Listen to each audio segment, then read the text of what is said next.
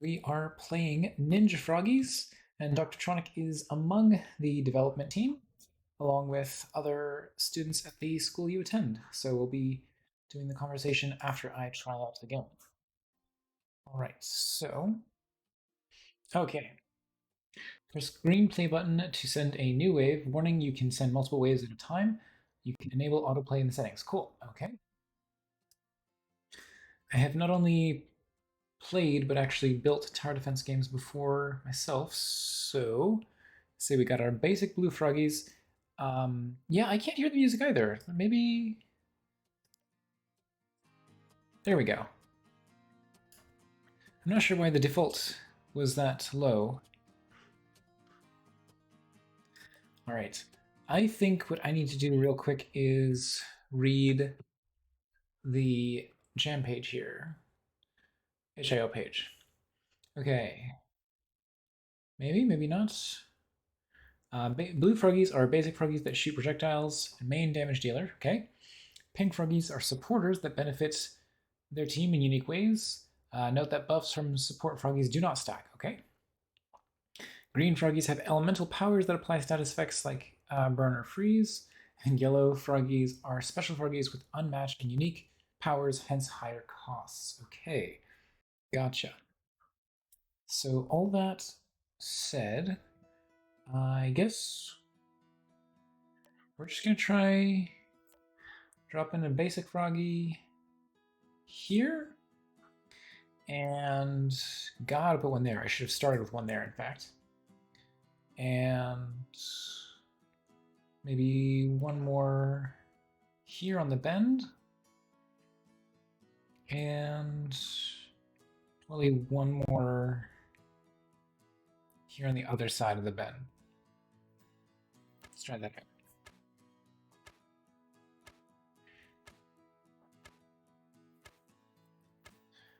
All right.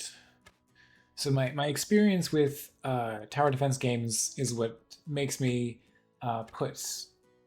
I should have been a little more careful. Putting one near the start is usually a good idea, so you get something that's hitting everything as it's coming out, and then having another one at this point here. I think this hits the most relative to the position that I put it in. So I'm guessing I'm still fighting the same enemies. It's just that there's more of them now. Wasn't quite expecting this guy to be able to hit that far, but that's great. All right. So we'll see how far we can get on just basic Judgment, Fortune, the Moon. Okay, so cool. It tells me the information about the frogs on the bottom there. Basic froggy. Low in damage, shoots twice as fast with the power of love. So I'm guessing that's kind of like a economical, basically same strength as the Fool, but twice the power for the space. Magician, shooting strong flames that pierce through fishies. So I'm guessing that hits multiple. Oh no, they don't prioritize hitting stuff at the front. Okay. Oh, okay, good. Suggestion to equip. Well, we can afford a devil, so let's drop one of them down. Hits and burns his victim to ashes.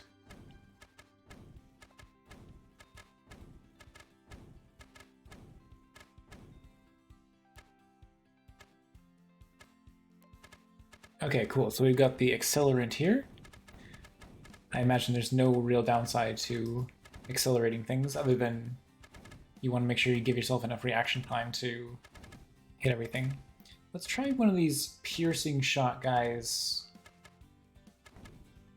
I'm trying to think, if I put him here, then my hope is that he'll sort of piercing shot hit everything in a row there. Yeah, that's exactly what I was hoping for. That's some good piercing damage. Okay, what's the little eye? Oh, okay, good. This is all the information that was on the HIO page. And that's just the pause menu.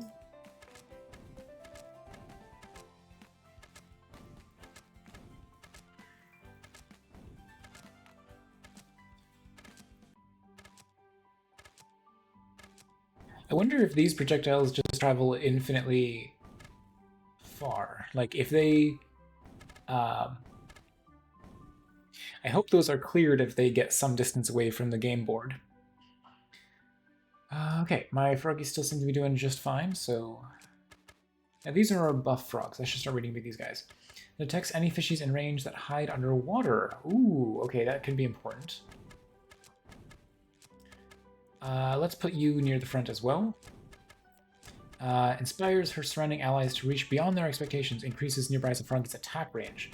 That sounds important, especially for my devil frog there. Yeah, wow, look at that. Okay, strength buffs the damage dealt by froggies. Okay. Chariot increases the fire rate of all froggies in range. Okay. Star elemental froggy that shoots ice projectiles, freezing fishes. Okay. I think a freeze is probably prudent about... There we go. Can I not? No, I can't afford it. Okay. So that's maybe one small thing to point out is that it would be great if the numbers underneath the froggies could like recolor or just some other indicator so that you know whether or not you can afford something. Okay, glad to hear that, yeah, these don't travel infinitely. They will, at some point, be destroyed. Okay. Elemental froggy that slows fishies in range. Okay, actually the slow is what I should do here.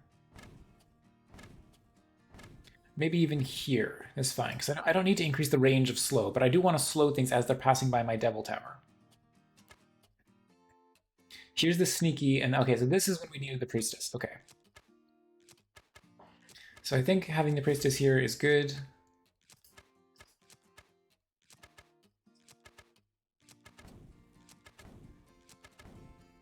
Okay.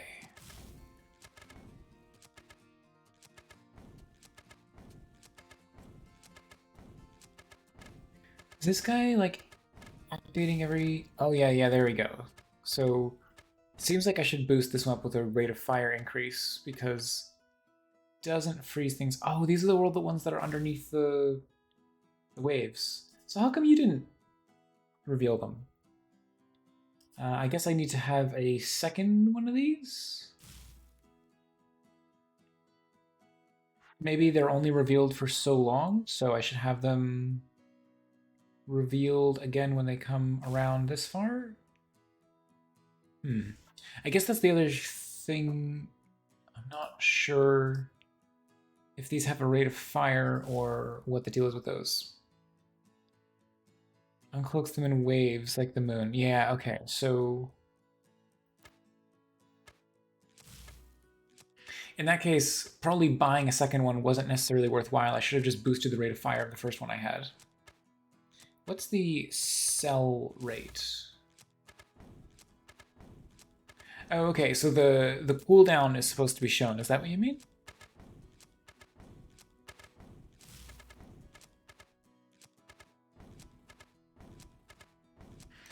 Okay. Let's keep reading here. Sun burns fishies in range. Fortune generates a random amount of cash between 0 and 100 at the start of each round. Oh. Well, dang. I feel like that's something I should have built sooner. Death frog. Calls death upon fishies with unlimited range. Shoots slower but with higher damage. Okay, and those Invisi froggies are really hurting, so I think I'm gonna have to start a new game and boost the rate at which these... Let's see, I have enough money to... Which one's the rate of fire boost? Chariot? Yeah, okay, so we're gonna boost rate of fire on Priestess to reveal more of these guys. And the moment I can put a second Devil Tower down, I want to have that here.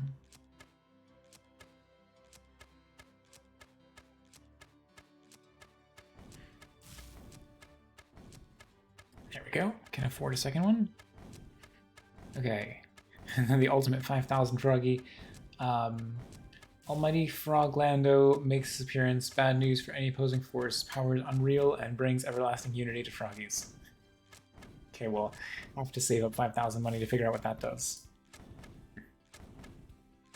Okay, sell rate is 50%. Good to know. That's sort of what I expected.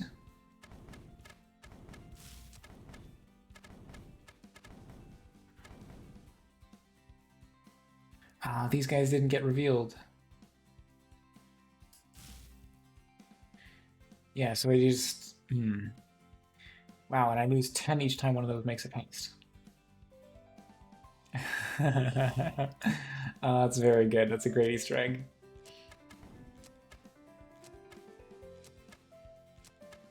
Okay. Which one? You're the one who does a strength buff. Let's try buffing the strength of the one that hits. This Froggy's at his best when he's shooting in a straight line like this. Kind of less effective when he's shooting at an angle. Yeah, look at that. That's real good.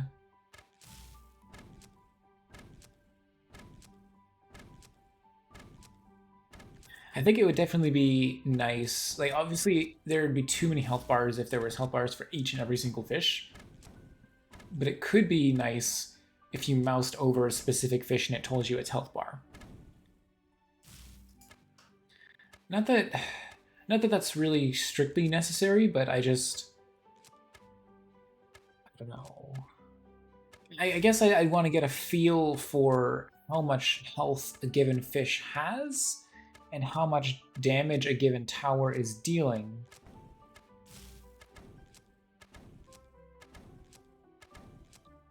And that way I can kind of get a feel for what's being done. Right, I figured Unity and Unreal. Okay, so I got my two Devil Towers here.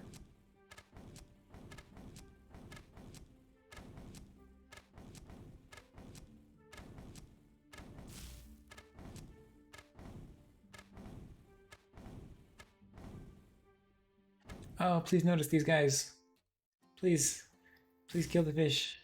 Oh, I guess it's only within the range of... Huh.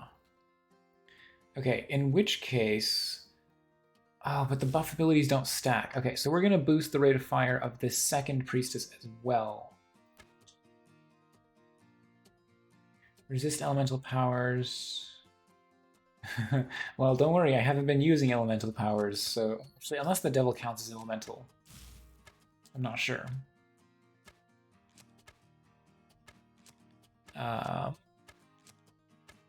Maybe the moon counts as elemental? Yeah, okay, moon does count as elemental. What was the... Green Froggies have elemental powers, okay.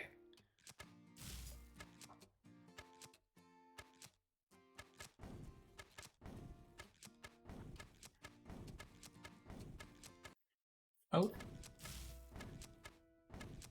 I was gonna try and sneakily tab away to open up my interview questions there, but clicking away from the game freezes it. Okay, it looks like we're doing pretty well here. Ooh, we got these silver fishies, which are going real quick, and I guess those are the ones that resist slow, probably? Maybe, maybe not. Because the slow is only this big of a range. You could do with the range boost, actually. So it looks like the range boost can reasonably hit 2 towers. I really want to save up 5,000 for the... I feel like fortune is also a really good thing to have earlier in the game. But, I mean, if it's completely random between 0 and 100, then you could get a really bad return on investment, because the expected value is about 50 there. Or actually, yeah, it is 50, because if it was between 1 and 100, it'd be more, but it's 50. So you need to have this guy around for... Oh, death can also hit underwater. Well, that's good to know, because these guys are about to make it past, and yikes. Okay. I think I gotta drop a death tower. Whoa, okay. Well, I guess I can put death literally anywhere on the map because he'll hit everything. Um, so, what was I gonna say? Yeah, the expected value on fortune. If I'm getting about 50 every round, maybe, then that needs to be 12 rounds to break even. So not exactly worth placing right now. And I'm guessing death hits the furthest... No, not necessarily. What is death hitting?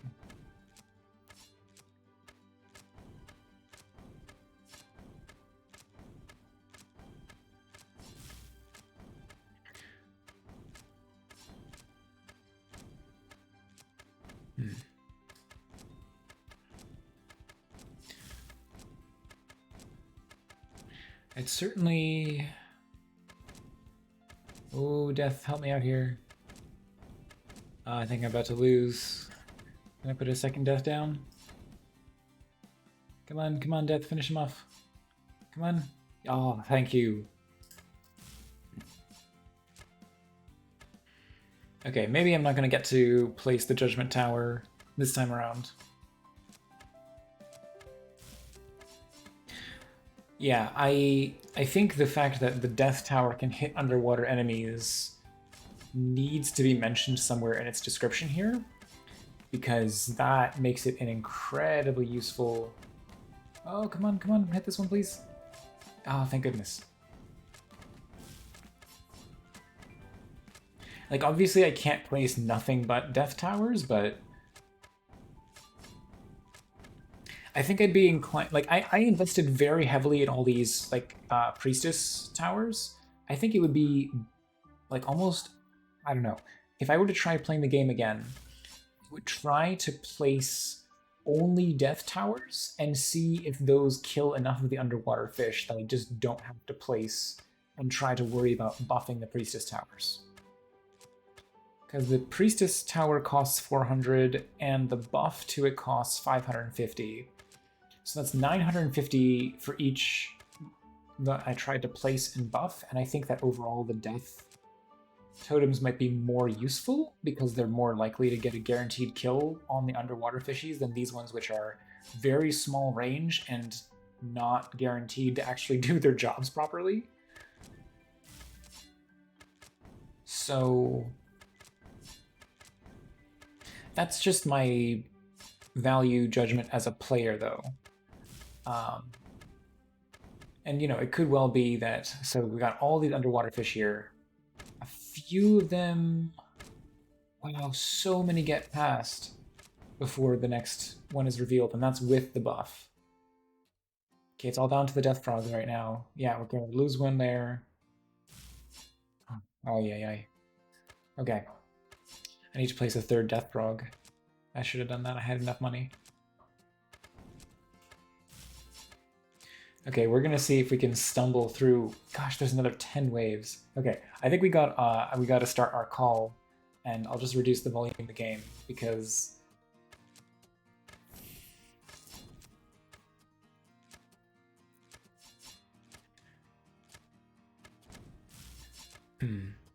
I guess just one other small bit of feedback before we do start the call is that you have the ability to start the next wave before the current one's finished.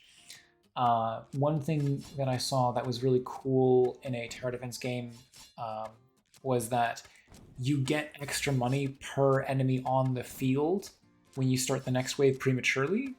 That way there's an actual risk reward to starting the new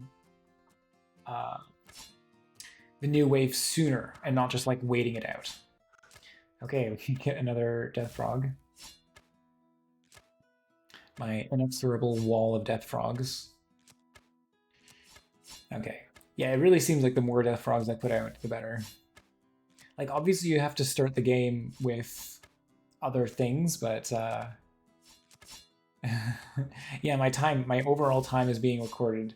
Um, so I guess yeah, it's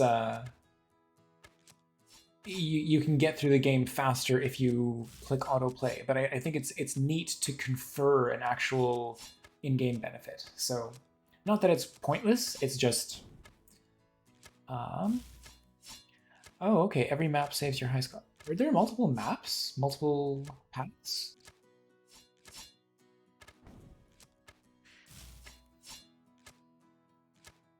Oh wow, three separate maps.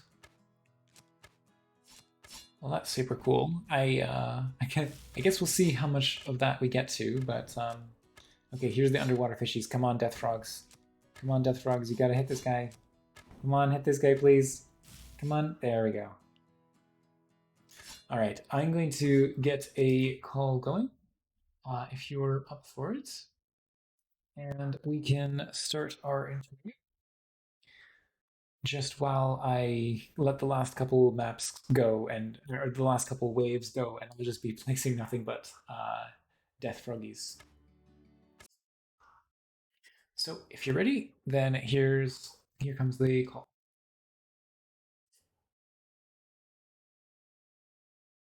Hello. Hello. Hey, welcome to the stream. How are you doing? Pretty good. And you? Yeah, I'm good. Um, all right. So this was part of a game jam that was put on by your school, right? Yes. And this was one, two, three, four, five, six. Yeah, yeah, yeah. So there was you and five teammates that were these like fellow students in the same class as you? Not same class, just the entire school got shuffled, so I didn't even know any of them before the jam started. So we just, the first day was just getting to know each other and figuring out what role each one takes. So I just quit to menu by a mistake Oh no. because I thought I don't know why I didn't click the X button. I thought I just hit the menu button. Oh no. Well, Oh. then you can try out another map in the menu, maybe. Oh yeah, how do you I do want to see that actually. Oh, level select. I see. Okay, so level 2, presumably more advanced. Uh, okay. Whoops. um all right. And is this the it's the first time that your school has put on a game jam like this? The second time, but the first time I participated because I'm new at the school. Okay, cool. So, can you talk a little bit about your specific role on this project? My role was everything about the programming. I was the only programmer on the team, so yeah, it was kind of stressful getting all the art assets into there. Like, I worked through every day, but it was really fun. My team was absolutely awesome. Mostly Nice. artists, so we had a lot of assets. Some of the assets didn't even make it in the game. Hmm. Like, every tower has an attack animation that didn't make it into the game. Oh, yeah. If you're able to, maybe you can put a little information on your itch.io page of which team member was responsible for what. Because I figured Probably. that you'd be primarily responsible for the development side of things. But yeah, right. So, what was the inspiration behind the game? So the theme of this jam was tarot cards. So every tower is based off a tarot card. So we Oh, like okay. read through the cards, what do they mean, and what could Hmm. they possibly represent as a tower in a tower defense game. I And see. I also, see. we all kind of like the game Bloons Tower Defense, so we Oh, yeah. just wanted to make a tower defense game. Which is also every feature we brought in got kind of compared to Bloons Tower Defense. Which is also why we named the game Ninja Froggies, because the makers of Bloons Tower Defense are Ninja Kiwi.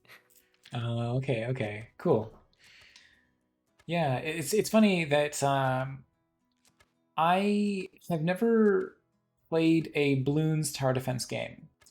Um, I just played this like junk tower defense flash game um, when I was younger, and that inspired me to like. make my own tower defense game at one point. Uh, but you and everyone on the team were actually fans of, I guess, which balloons I should say, because I know there's a number of them. Like, have you played them all, or just the more recent ones? Well, we all played Bloons Tower Defense 6. And even during the jam, we tried out the new Bloons game, Bloons Battles 2. 2.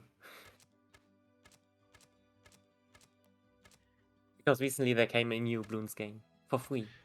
Nice. All right. So, can you talk a little bit about your development process on the game? The development process, well, first we started sketching Mm-hmm. all the ideas. I basically started as soon as possible trying to get a foundation going. In about 6 hours we had a foundation started. Wait, maybe I can send that video in. If I find it. Sure. Which I also did this jam was kind of lay a basis on how I even want to structure this. All the towers and buffs, enemies, all of them are scriptable objects this time. So this made it really easy to balance, because scriptable objects can be modified in runtime, have an instant effect. So that was really nice. Yeah, it's a really great feature of Unity. Like, the more you can rely on scriptable objects and just quickly modifying data. So, do you have like a root scriptable object that underlies um, every enemy, and then you're creating children of it, or how does it work exactly? Well, I have one scriptable object script, and that creates all the towers then. And in the scripted object, I just say, like, what type of tower are you, and all the other stats and stuff. Nice. So is it so you're defining stuff in that scriptable object like the rate of fire, the projectile prefab? Yes. All of that stuff. And the towers then only read from the scriptable object. Are you going as far as defining its like sprite and other things like that in the scriptable object as well? That too, yes. The card is also contains the scriptable object, and there's the UI sprite. Yeah, yeah. So you're going full feature on it, and then it's just the unique. So what exactly? Can you give me an example? What is a unique script about um, one of the froggies here? I'm in what way unique? I mean, you were saying that like not 100% of what the tower does is defined by the scriptable object, right? Like the moon. Well, actually, what does the moon look like? Is that just like its projectile that has the effect of slowing Um, things? the scripts are all the same. They all share the same script. Just the AoE effects then have a projectile that instantly hits and that just does a circle cast. So the projectiles are technically the AoE effect. Okay. It's just the prefab that gets spawned. The buff towers work the same. It's a like projectile prefab that just instantly does a circle cast and finds all towers in the area. Nice. Okay. I think one other small thing that would be handy. I'm assuming that anything that is touching the range of a tower counts as being buffed. Yes. So it would be nice if the towers maybe like tinted a different color to indicate that they were being affected by a buff tower. Oh yeah, there's a lot that could have gone in still. Yeah, I suppose that, I'm giving these suggestions and stuff, but do you have any plans on continuing development of the game, or is it just like it's done? It's the school project, the school jam, it's over. Not sure yet. Maybe I'll hop back in and include some of the assets that the others made. Mm-hmm. Like some of the stuff didn't make it in, and I just want to give them a place and honor their art. Yeah, so it'll be like attack animations and other stuff like that. Yeah. But then I think the project is finished. Cool. Are there any ideas for towers that didn't make it in, but that you sort of brainstormed at some point? There is one the card Hanged Man was supposed to be a like bomb that you can place like a consumable, Mm-hmm. but we didn't know how to make that cute, so we took it out.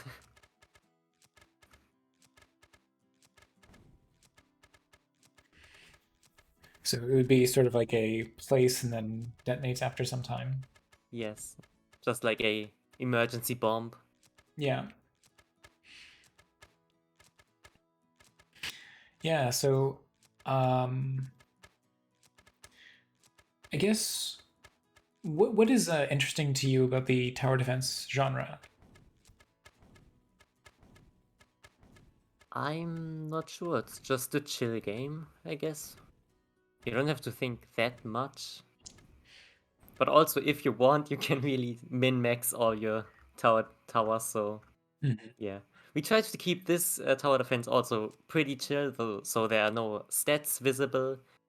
Right. The descriptions are kept vague, like buffs damage instead of buffs this and this amount. Yeah. So you don't think too much about it. Yeah, that's cool. Like it's definitely noticeable. Like I think I was sort of intentionally asking like, "Oh, wouldn't it be nice if I could see how much damage I'm doing to these individual fish?" But on the other hand, I see that it's an intentional decision to make that not be the case. Yeah.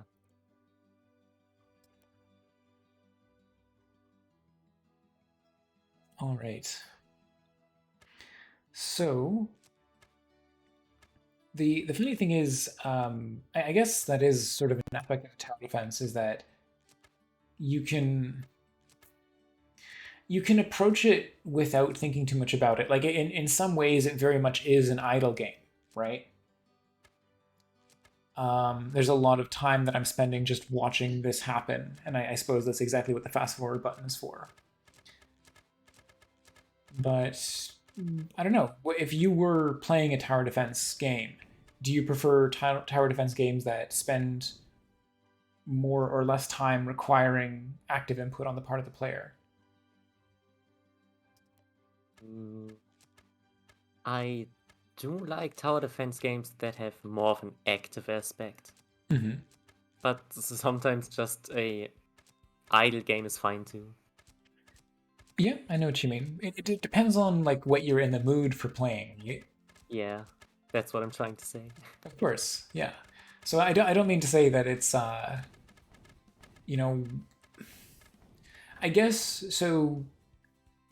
If I were to sort of generalize the question a bit more, um, sometimes you're in the mood for playing a more idle game that doesn't like super stress your brain. Sometimes you're in the mood for playing a more like demanding game.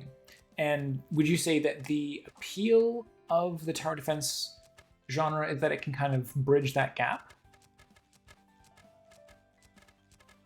Hmm, probably. I mean, tower defense is pretty chill, but I've also seen like concepts where you also have an extra hero unit you can control, and Yeah. I think that's a really cool idea. Well, that's like the whole idea behind Dota, right? Is that it's a lot of automatic stuff happening on its own, and then you have direct control over something. I haven't played Dota, but yeah, Me I was more neither. thinking about StarCraft, some of them custom modes. Yeah, exactly. Well, I think that was the whole idea is that a lot of those custom modes were some of those custom modes like began as tower defense and then eventually became things like Dota. Um, so yeah, I guess if you had a chance at one point to try my GMTK jam game, which is also a tower defense game, right? But far more of a non-standard one. Oh yeah, that's where you constantly have to switch energy stuff, no? Yes, exactly. Yeah, I Because played that one too. That's around the time when I joined this channel. yeah, because that's when I was doing all the GMTK interviews, and um, Yeah. it's a great opportunity to just get in touch with lots of people because there's a big presence of people all broadcasting GMTK jam games. But anyway, that aside, that's why I was curious what you thought of the jam games that are not jam games, but I mean the tower defense games that are active versus passive because of the fact that um, the one that I made was very active, and yet the um, a game like this is, I'd say, probably more towards the passive side.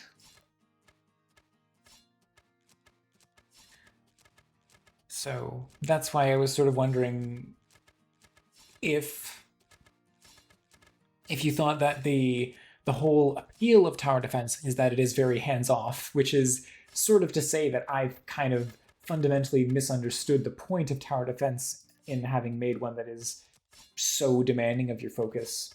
Oh, Um, no, I don't think that's the main appeal of tower defense. okay. Tower defense is way bigger. There's like, I also really like the purely strategy-based tower defense, like with a lot of amazing and stuff, and mhm. different enemy types that, like flying enemies that only get hit by anti-air stuff and other things.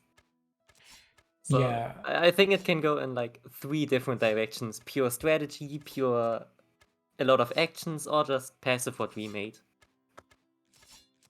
gotcha. Yeah, so I guess it really depends on.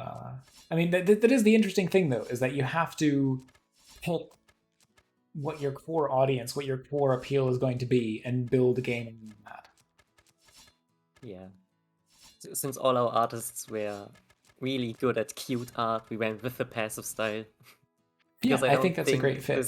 this cute art wouldn't fit with like an high intense action game Yeah, in and that sense. consequently, that's why I modeled the artwork in Allocate after Command and Conquer, which is a real-time strategy game, because, as the name implies, real-time strategy implies like constant motion and input from the player.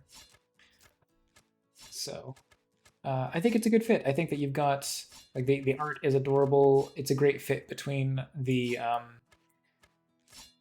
there's a game design book called A Book of Lenses. Are you familiar with that one? I haven't heard of that one. Book of Yeah, Lenses?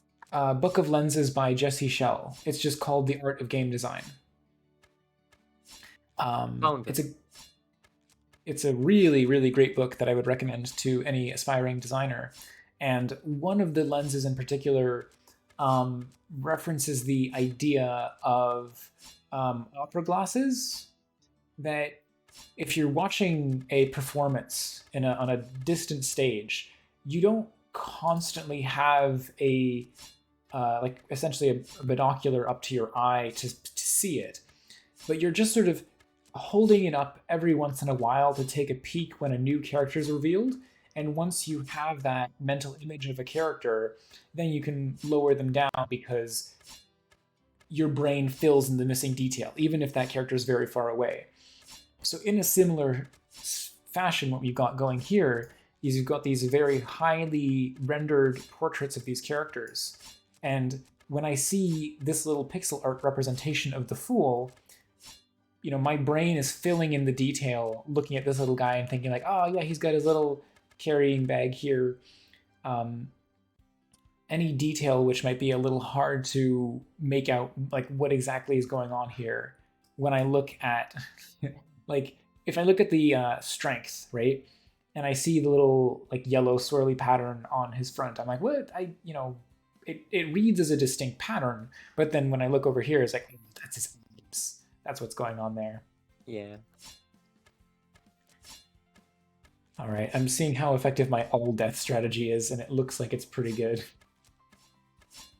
Yeah, by the way, Death also gets buffed by the chariot. Just saying. Ah, that's a very good point. I should just do that. Oh my god. Yeah, I feel like I should have stopped. I should have just clustered all my death characters around one little chariot here. Um, all right, well, so I guess I've sort of gotten through most of the primary interview questions as well. But I guess how did you find the experience of the jam overall? Overall, it was pretty nice. My team was really nice. Like, from start to finish, we all understood each other very well. Since I was the only programmer, they kind of asked me all the stuff about how we want to do stuff, because I was the biggest bottleneck. Mm-hmm. So we had to kind of plan around that. They also, while playtesting, they kept up a Google Docs document and wrote down all the bugs and maybe things to add for me. So while I was coding, they didn't have to annoy me in quotations. Like, I could completely focus on my coding stuff, then switch back to the Google Docs document and see what else was next on the list. Yeah. So the workflow was really nice with them. Yeah, I think that that's it's kind of a given when you're doing a game jam that it's everything is just in a Google Doc. Like if you had more time, maybe you'd switch to using a Trello or a Asana or who knows any number of these planning tool programs. Yeah, Do but you have a also preference? Sorry? I like Trello mostly. That's what I used the most. But also, this was probably one of the most stressful jams. How many days was it? 4 days in a row. The fifth day then was only like the jury judges all the games. Okay. So was it were you just working on it like during school hours or were you working on it outside of school as well? The school didn't like there was no school during the time. All the teachers just said in Discord, and if we have questions, we could ask them. Okay. It was from morning till evening, just jam time. Wow. Like the whole week was just jam time. We could do our own hours and stuff. No, I can't place another one here. Okay. Well, let's put another. Oh, I can't fit a chair. Oh, yeah, maybe. Right there. um, ever since you told me that strategy of buffing the speed of the death frogs, I think this is a very powerful strategy. Yeah, they're probably. I don't want to say overpowered because like 3 deaths is equal to 1 judgment, and judgment is supposed to be like the game winner. Mm-hmm. Yeah, I'm realizing I should turn down the sound effects because the endless blade swipe sound effects are stacking on top of each other and just. Eh. Okay, that's a little better. uh, so, did you sort of push yourself to try out any new programming methods during this jam, or was it mostly just an application of what you'd been learning up to that point? I think using scriptable objects that much is something new. I knew about them before, but I never used them that heavily. Like basing the whole game around scriptable objects. Yeah. But I like that I did that because that really helped during the later stages of the jam. Yeah, I appreciate that you have the little warnings of like when the invisible fish are about to show up, and these little other warnings about certain fish being resistant to elemental powers. Yeah, we took an entire day just for like all this polishing stuff and some quality of life things. Yeah, did you have much of an opportunity to playtest the game while you were working on it? I myself had no time, but the rest of the team did all the playtesting. Okay, so they were able to like was the little like suggestion prompts between waves at all? Did that come up as a result of the playtesting feedback, or is it just something you had planned to put in there from the start? That was something that came through playtesting. Also the info and that we color coded the cards. Mhm. That's all playtesting stuff. Yeah, it's good to have that distinction because otherwise you don't necessarily know what the cutoff is between like okay these ones shoot stuff, these ones buff, and these ones are the elementals, and these ones are the specials.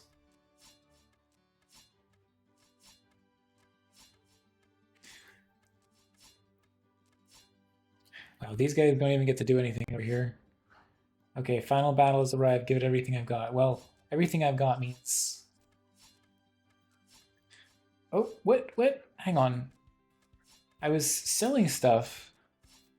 but it sold some of my deaths somehow. Oh yeah, that's a bug with if they're behind the sell button. I had a feeling I was like simultaneously selecting. Oh yeah, that's why we in the other two maps there's obstacles behind the sell button, but I forgot to include them in the second level. Oh, I think I won. Oh yeah, yeah, there we go. Yay! And we got to see the Judgment Frog at the end there. All right. Well, oh yeah, this is really cute. Even these little things react when you mouse over them. Yeah, little polishing stuff. Also, the third map has a special feature, like a small Oh, special feature. yeah, I saw the bridge on it, right? Yeah, Hmm. So let's see. I guess it enables me to put Froggies directly on the path as well, which I kind of want to save for doing with the wizard. So let's put this guy here to start. Or the magician. That's what I can do. That. And speed this up. All right.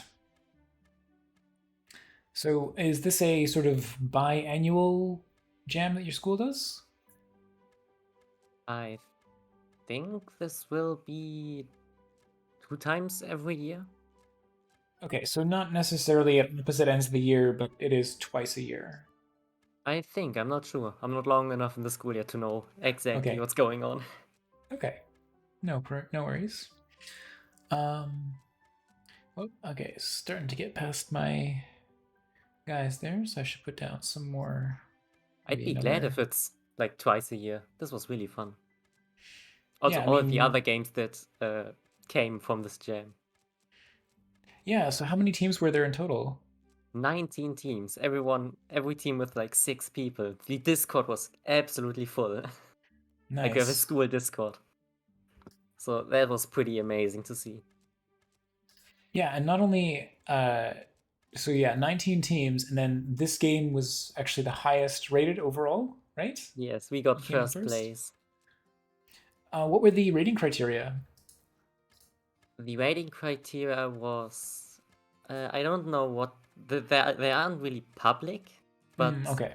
some of the things were like how good the HIO page is designed, for example, like our Mm, presentation, then how polished the game is, the art, if it all fits together. Like, can you see that everyone worked on something different, or does it really fit nicely together? yeah. So you mentioned you had a lot of artists. Was there one person doing the sort of illustrated art and another person doing the pixel art? We had one main artist, like she did all the illustrative art, and Hmm. then we had 3 people on pixel art, Oh wow. and wait, the 2 main pixel artists. Someone helped me with like the UI in Unity, and Hmm. another one that did sound effects and music. Nice. Yeah, that sounds like a really good way to split things up because I find that on short-term projects like a game jam, having two programmers is kind of tough. Having multiple artists is a little easier to manage, and then just having one person for audio is also, yeah, like anytime you can just have one person per role is probably the easiest to manage because everyone knows what they're doing at that point, ideally. Yeah, this jam was pretty artist heavy. Hmm.